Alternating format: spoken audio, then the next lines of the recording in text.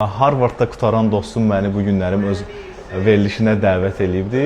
Nigar beyni yox, çox sağ olsun. Həm də onu deyim ki, çox savadlı qızdır. 6 dənə universitetdə qutarıb və ən sonda Harvardda qutarıb.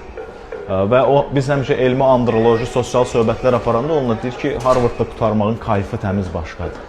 Buradır studiya.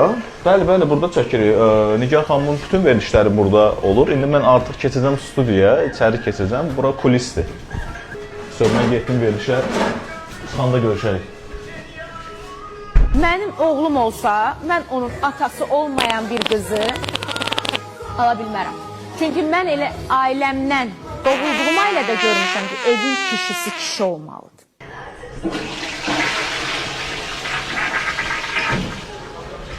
Bu nə verilişdir, qardaş, məni çağırıblar bura. Belə atalı qızlansa, ümumiyyətlə atası olmayan qızla evlənmək lazımdır. Bir də ki, mən efirdə deyənmədim, qoymadılar, ağzımın sözünü kəsdilər. Bir adamın 3-4 dənə atası olmaqdansa, ümumiyyətlə atası olmamağı yaxşıdır. Məni belə efirlərə dəvət eləməyin.